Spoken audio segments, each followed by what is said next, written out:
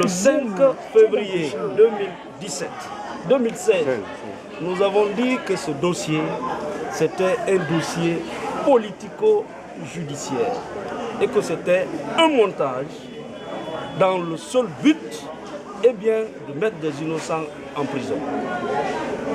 Vous vous rappellerez que suite à une décision du bureau politique, M. Baouri a été du moins ça, parce que la mesure est encore en vigueur, a été évacué du parti. Et le lendemain, une assemblée générale extraordinaire devait se tenir le 6 au siège de l'UFDG à Hamdallah.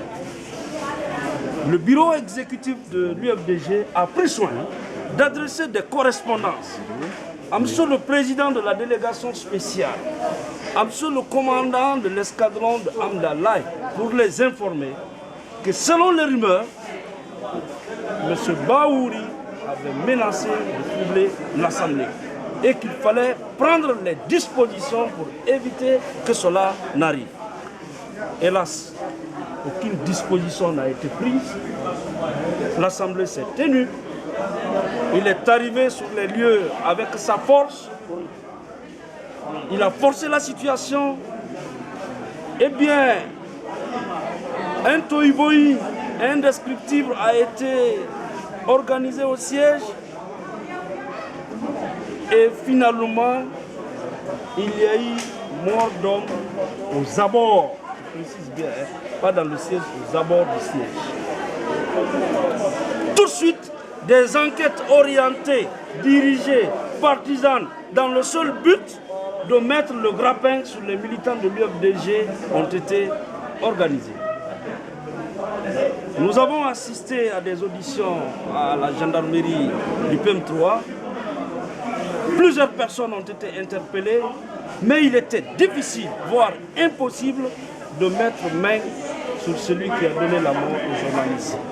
Alors il fallait passer par des intimidations, par la menace, par une soi-disant reconstitution, et finalement, à notre insu, Amadou Sow a été indexé par le Abdoulaye Keïta comme étant le meurtrier.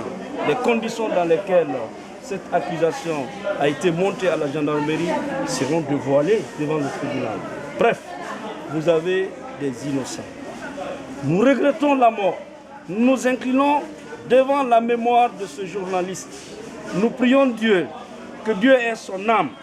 Mais jusqu'au jour d'aujourd'hui, on a arrêté les agressés et on a laissé de côté l'agresseur. Tout à l'heure, à la barre du tribunal, M. Sow a fait une déclaration qui a paru banale. Mais il a dit et répété que dans la matinée, M. Baouri avait déclaré qu'il allait se rendre au siège et que Dieu seul sait ce qui allait se passer. Mais on a passé l'éponge sur ces déclarations, on n'a pas vérifié. Nous avons tout fait. Mon confrère Alseni Aïssata, ici présent, M. Paul Yomba, nous nous sommes déployés à l'enquête préliminaire au cabinet d'instruction devant la chambre d'accusation pour démontrer que nos clients sont innocents. Mais hélas, c'est pourquoi j'ai commencé par vous dire que nous avons un dossier politico-judiciaire. Après 18 mois de détention prolongée, sans renouvellement par ailleurs du mandat à notre avis, nos clients devaient être libérés aujourd'hui pour la suite de la procédure. Très malheureusement, ils ont continué à rester en prison et le dossier est renvoyé au 11 pour la suite des débats. Merci. Donc voilà jusqu'où nous sommes et nous avons confiance en notre collectif et le droit sera dit. Et